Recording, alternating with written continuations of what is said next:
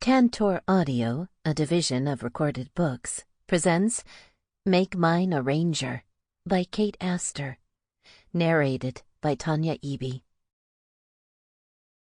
Prologue. 3 years ago. The scream Tyler heard on the other side of that door could have shattered glass. This wasn't the way he had planned on spending his spring break, holed up on the labor and delivery floor of the hospital, listening to sounds no single guy like himself was ready to hear.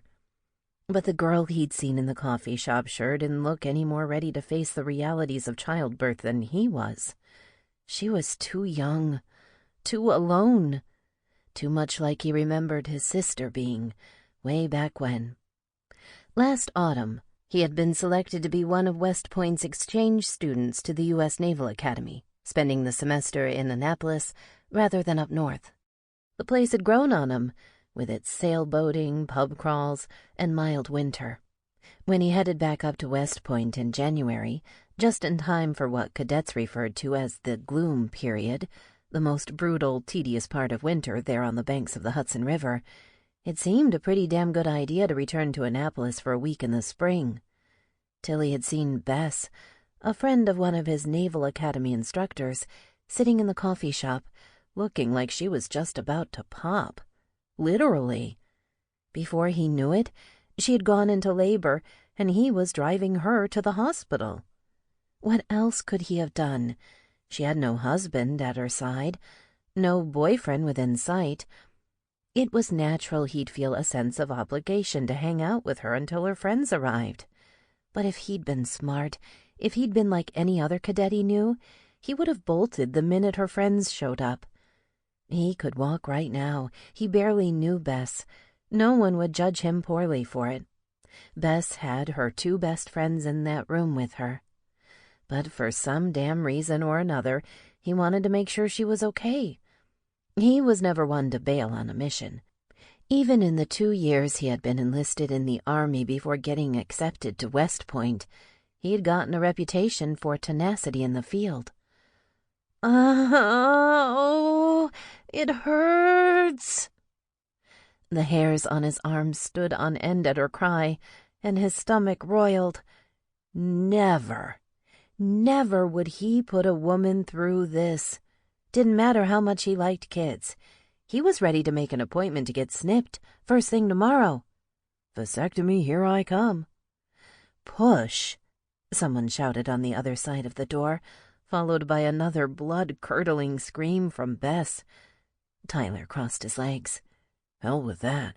I think my balls just snipped themselves. A nurse stepped out of Bess's room.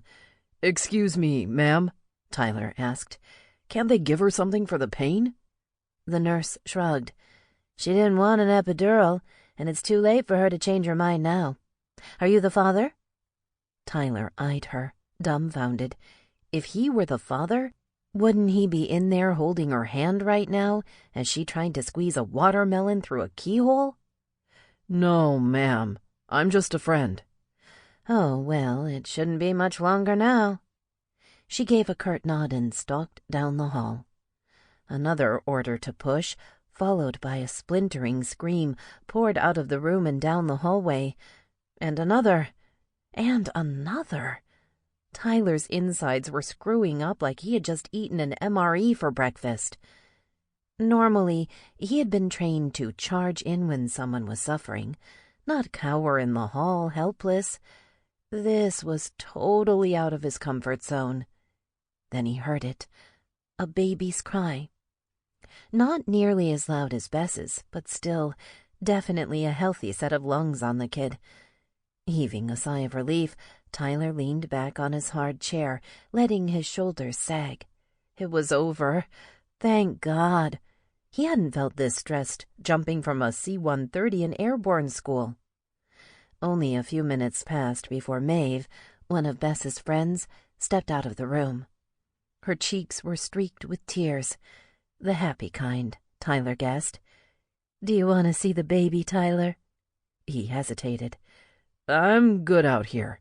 Come on, she urged. She's beautiful. Bess wants to show her off. Curiosity overtook him, and he rose from his chair. Why not? He had come this far. He should at least take a peek at the little kid. Stepping into the room, his eyes fell immediately to the tiny baby, almost looking surreal to him. She was so small. Too small. "Is she all right?" Tyler asked, even knowing it was a stupid question as it passed from his lips. But she looked so fragile, swaddled in a yellow blanket, eyes pressed shut and skin moist and ruddy. He couldn't take his eyes off her. "She's fine. She's perfect." It wasn't even until she spoke to him that he noticed Bess, brow drenched with sweat, and arms holding her baby protectively. "Wow. Start off the day as a party of one, and end the day as a mom. Crazy world." "Congratulations, Bess." Tyler tried to look at her directly as he spoke, but his eyes were still drawn to the vulnerable little girl she held. "She's beautiful. So tiny." "Do you want to hold her?" "Hell no." "Hell yeah." He could handle an M240 like it was an extension of his own arm, but could he dare to hold something so fragile, even for a moment? At Bess's nod, Maeve took the baby from her and gently handed her to Tyler. "Just be sure to support the head."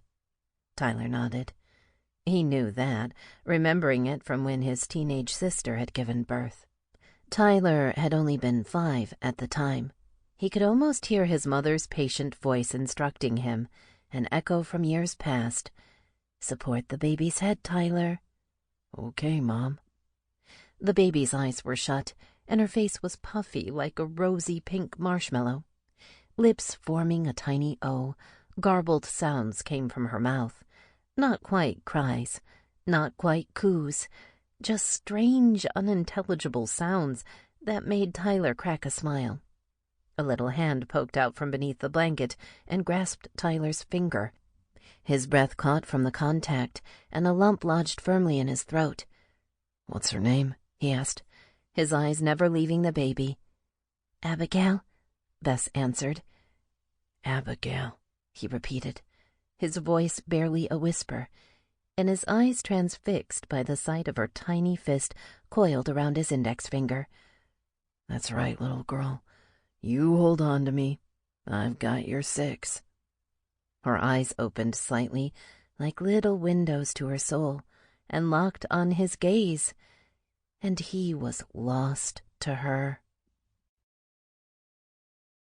Chapter 1. Today. It's not him. It's not him. Bess glanced into her rearview mirror at the red Lotus Elise sports car they had passed at the intersection.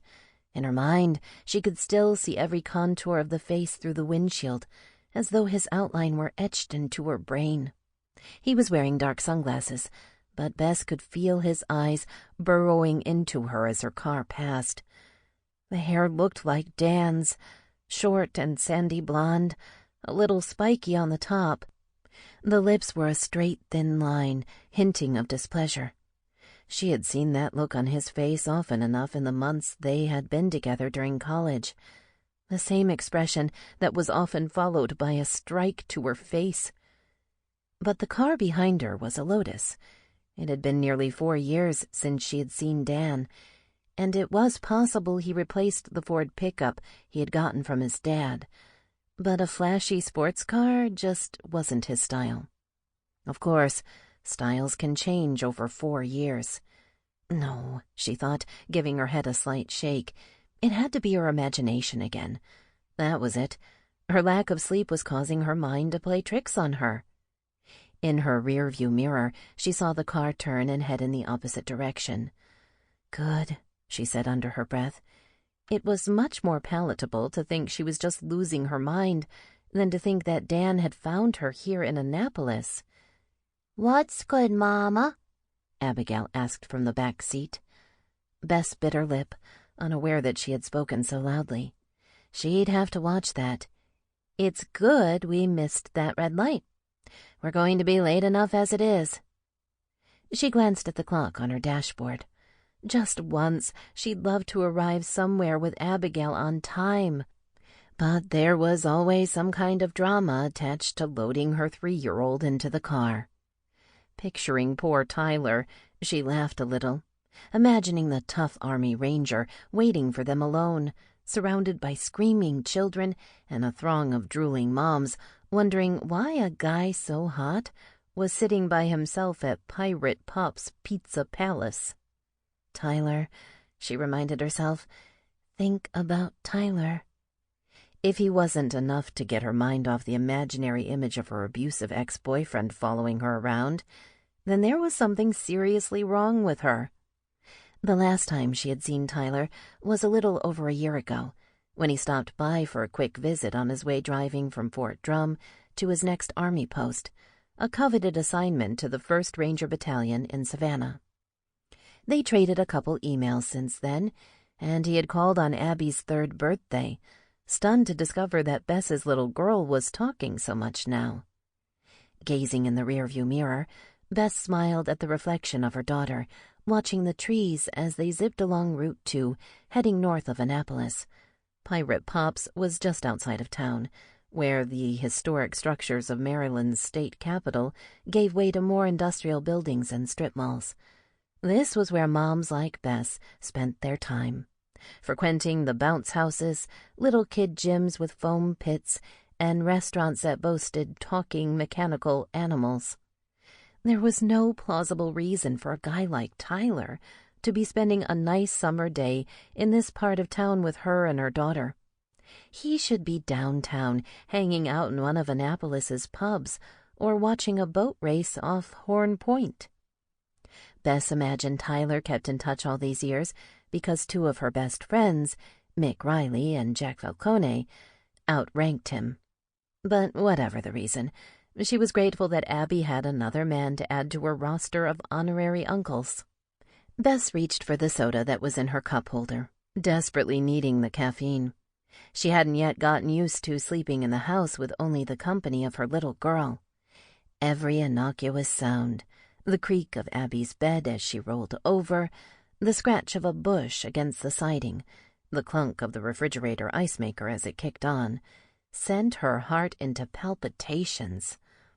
She had been spoiled all these years, living in a little Cape Cod-style house with a view of the Chesapeake Bay that was owned by her friend, Maeve.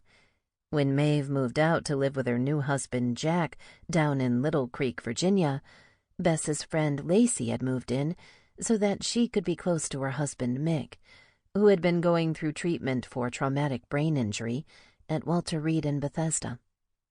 Now that Mick had recovered enough to go back to active duty, he and Lacey had bought a condo in D.C., leaving Bess and Abby in the house alone. Even with the security system turned on, Bess still felt like she was a target, so alone in that house with her daughter. Alone and vulnerable. Paranoid, that's what she was. But with her history, how could she not be? "Can I play skee-ball?" Abby called out from the back seat.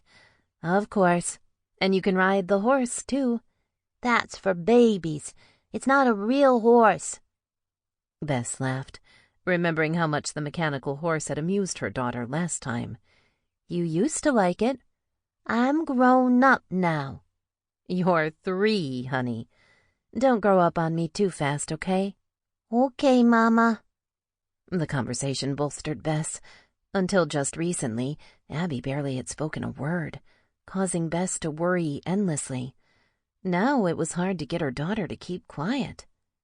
She glanced in her rearview mirror again, half expecting the red car to reappear with Dan's face staring at her from behind the wheel. But it was a Jeep. A Jeep never looked so good to her. Twice now, she had seen someone who could pass as Dan's twin. The first time, she spotted him jogging down her street. He even slowed to glance at her house. She'd swear on her life that he did, then disappeared around the corner. It was absurd, of course. In the months they had been together, Dan hadn't once gone jogging. It had to be someone who just looked like him. But now, she thought she'd seen him again. Shaking her head, she slowed to a stop as the light in front of her turned red. She just needed some sleep. And a housemate. What she wouldn't give to have another responsible adult in that house, preferably one with a black belt in karate. She flicked on her turn signal and pulled into the parking lot. Is Tyler giving me presents? Bess sighed. It was a natural question, she imagined. Since most of the times Tyler's name came up, it usually had a gift or two attached to it. "Honey, it's not your birthday," Bess answered. "I know, but he always gets me presents." "Well, he sends those on holidays and birthdays, honey. Today is just an ordinary day." Bess half smiled.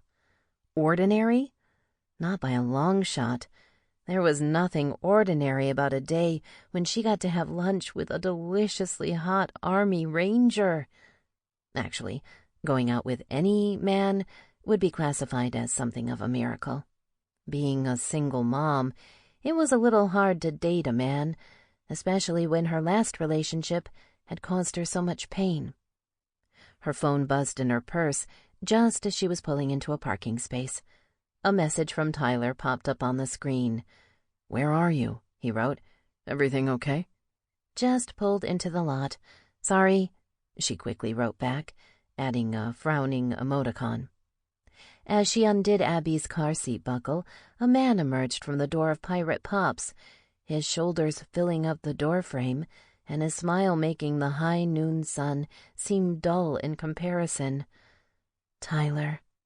Her heart did a backflip, and she reminded herself for the 20th time today that he was really here to see Abby, not her. Not her in her stretchy tank dress that hid the 20 extra pounds of pregnancy weight that had never disappeared, or her cheap drugstore makeup that was always put on in a rush, or her sensible flip-flops that she actually considered a step up from the grubby sneakers she usually wore. Even if Bess owned a pair of sexy stilettos, she would have left them at home. Who can chase after a 3-year-old in stilettos? Abby broke into a full gallop toward Tyler as he approached. To her, Tyler was a gift-bearing Superman. Setting down a shopping bag on the pavement, he lifted Abby and swung her around. "You're getting big, Abby," he said, the mere sound of his voice making Bess's backbone tingle, like it always did. She loved his voice. "I'm free now," Abby responded, her TH still sounding like F. "I know. Don't grow up on me too fast, okay?" he replied. Abby laughed gleefully. "That's what Mama said in the car." His eyes were drawn to Bess now, and his gaze on her made her blood sizzle like frying bacon on Sunday morning. "Hey, Bess," he said, putting Abby down. "You look great." Bess suppressed a snort of disbelief as he stole her into a hug. She nearly passed out from the sensation. The body behind his innocuous polo shirt and cargo shorts was rock hard. "You do, too." He took Abby's hand. "Glad you got here. All the moms in there are giving me some strange looks. I think half of them think I'm some kind of freak sitting by myself. It's not exactly a place for a lone guy to hang, you know?" "Oh, I don't think that's why they're staring," Bess enlightened him. "They may be all haggard moms like me, but they're not too tired to check out a guy with biceps like yours, Tyler." He laughed. "Is that it?" "I guarantee it." She smiled. "Being in the Rangers has certainly agreed with you." "Well, glad to hear it. I was afraid it just made me a bitter, scarred-up soldier from it." Concern creased Bess's brow. "Scars? Did something happen on one of your missions?" Tyler shrugged. "Nothing I can't handle," he said carelessly, as he herded Abby through the door. "Come on in, sweetness," he said.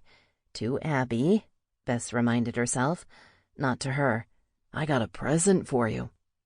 The air conditioning in Pirate Pop's slapped Bess as Tyler opened the door for her. The chill would help her stay awake. and maybe suppress the rising temperature underneath her skin that always seemed to accompany being near Tyler, her unattainable crush for nearly 4 years now. They ordered a pizza at the counter, and Tyler pulled a new stuffed toy from a shopping bag for Abby. "It's a bulldog, Abby. They're really into bulldogs down in Savannah." Holding the dog in her grasp, Abby wrapped her arms around Tyler's leg. "Thank you," she said. Bess's heart cracked a little at the sight of her little girl, so enraptured by the burly, adorable saint she hugged ferociously. What Bess wouldn't give for her little girl to have a father like Tyler. "Here." Tyler handed Abby a fistful of tokens. "Go try some skee-ball while your mom and I wait for the pizza." He patted her on the head before she darted away. "So, how long are you in town for?" Bess asked, as she planted herself in a booth near the skee-ball. "A year, actually." Bess's eyes opened wide. "What?" "I'm up as an augmentee to Fort Meade." Bess gave her head a quick shake. "But I thought you said you were going to stay in the Rangers for a while." "I'm still part of the battalion. They need a ranger in a military intelligence position for a year. Then I'm headed back to Savannah." "That's great." She was just happy to have another friend in Annapolis, she tried to convince herself. It had nothing to do with the way his smile made her melt like a snow cone in August heat. It might be nice to see him more than once a year, just to remind herself that she still had some estrogen pumping in her blood. "Yeah, but I've got just 2 days to find an apartment, or I'll be stuck living on base." Bess bit her lip, her mind wandering to the 2 empty rooms in her house. No way he'd want to live with a single mom and a 3-year-old. But it was nice to imagine. She might actually get over the fear of Dan showing up at her door with a guy like Tyler sleeping in the same house. With those pecs, he'd be better protection than a set of Dobermans, and a lot less risky to Abby than a couple of angry dogs. The thought of a skee-ball smacking against plexiglass drew her eyes to Abigail. "Roll the ball, honey. Don't throw it." Shoulders slumped, Abby frowned as she came back to the table. "I never get better," she moped. "You just need some practice." "Let me help," he offered. Without another word, he got up from his seat and took Abby back to the skee-ball. He bent over to slide a token into the machine, showing off the remarkable ass showcased in his cargo shorts. Good Lord. Bess swallowed a sigh. Yeah, definitely wouldn't be a good idea to be living with that. She'd die from unrequited lust within 6 weeks, tops. She watched him take the skee-ball and lift it backwards very slowly so that Abby could see the arching line of his arm as he rolled the ball onto the machine. What he didn't realize was that the slow-motion movement accentuated the rigid lines of his triceps, drawing the attention of at least 3 nearby moms. Bess cracked a smile. "Yep, ladies, he's with me," she wanted to boast. Even though he wasn't really with her, she could at least enjoy the moment. It seemed his time with the Rangers had definitely added more bulk to his frame. The muscular bulk, not the soft and squishy kind that Bess had reluctantly gained since becoming a mom, putting guys like Tyler even further out of her reach. As the server brought out the pizza, Bess frowned at the fat calories staring at her. "Pizza's here," she called out, just as Abby rolled the ball smack into a 5,000-point hole. Jumping, the little girl's ponytails bounced as she let out a squeal. "I did it! Mama, did you see?" "Awesome, honey." Grabbing Tyler's hand, Abby dragged him back to the hard seats of the booth and curled up her lip at the sight of pepperoni and sausage on one side of the pizza. "This side is mine," she said possessively, pointing to the cheese-only side. Abby had recently declared she was a vegetarian when Bess had offered her sausage one morning, and she responded, "I like pigs, Mama. I don't eat them." Bess reached into her purse. "Hands," she ordered, as Abby automatically extended her hands so that she could squirt some hand sanitizer on them. "Want some?" she asked Tyler. "I embrace germs," he said playfully. Bess narrowed her eyes. "Not around my kid, you won't." "Hands," she repeated firmly. "Yes, ma'am," he said, with a dramatic sigh, and turned to Abby. "You've got a good mama, Abby." That was probably the best compliment a man could have possibly given Bess. I don't know how good I am, but I do know that I'm always armed with hand sanitizer. She glanced at the sticky jar of Parmesan cheese, victim to 100 grubby kid hands, as Tyler reached for it and resisted the urge to wipe it down first. She had to draw the line somewhere. "So where are you looking to live, anyway?" Bess asked casually. "Are you moving here?" Abby asked, wide-eyed. Mouthful of pizza, Tyler nodded his reply. "You should live with us, Tyler," Abigail burst out. Bess felt the heat rush to her cheeks. "I don't think Tyler would like living with a mom and a 3-year-old, honey." "Why not?" Tyler shot Bess a deliberate grin. "Yeah, why not, Bess?" She narrowed her eyes on him. "Well, honey," she began, turning to Abby, "men like Tyler like to have some privacy." "Why?" Tyler saved her. "We're always hogging the bathrooms and the TV." "Oh." The little girl nodded sagely. "Besides, isn't Lacey still staying with you?" he asked. Bess shook her head. "She and Mick just bought a condo in D.C. He got stationed at the Pentagon after his treatment at Walter Reed was over." "That's good." He angled his head. "How's he doing now, anyway?" Bess felt awkward, not knowing how much to share. She was protective of her friends, and it had been a hard recovery for Mick. Even though he was now able to take a SEAL job at the Pentagon in special ops planning, he still wasn't quite back to his old self. "He's doing much better," she responded vaguely. "TBI's serious. Glad they got him into the program at Walter Reed. There's actually a long wait list for it." He reached for a piece of pepperoni. "Bet Lacey's glad to be back home on the East Coast for a while." Bess grinned at the thought of her friend. She's madly in love. Her home's wherever he is. Tyler's smile seemed to fade slightly, though Bess wasn't sure. "Good for them," he said. "They sold their house in San Diego and made a great profit. So Lacey's hoping to do the same thing with the place in D.C. It's got a nice view of the zoo, but it's kind of a mess inside. Nothing Lacey can't fix, though. All cosmetic." "Aunt Lacey has lions in her backyard now. I saw them," Abby chimed in. "Not really in her backyard, honey. In the zoo across the street, remember?" Abby ignored her. "They were sleeping. They didn't roar." "So do you like having the house all to yourself, Abby?" Tyler asked. Abby frowned. "I miss Aunt Lacey and Aunt Maeve. Aunt Vi, too. She promised she'd do a lemonade stand with me this summer." "Aunt Vi?" Tyler looked at Bess. "Lacey's sister. She lived with us for a few months. Didn't you meet her at Maeve and Jack's party last year?" "Can't recall. There had to be 100 people there." "More like 200, but they filtered in and out through the night, so it didn't seem that bad." "Someone new is coming to live with us," Abby volunteered. Tyler raised his eyebrows. "Who?" Bess shrugged. "We're not sure yet, but we've had a couple people in to see the place. I've got to get a housemate. Maeve said she's not worried about it, but I know she is.